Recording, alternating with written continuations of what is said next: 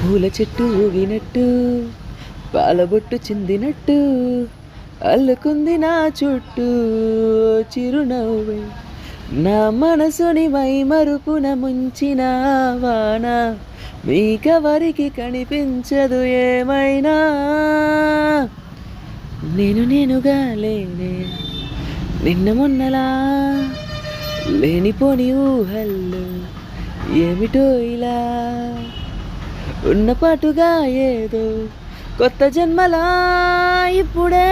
ఇక్కడే పుట్టినట్టుగా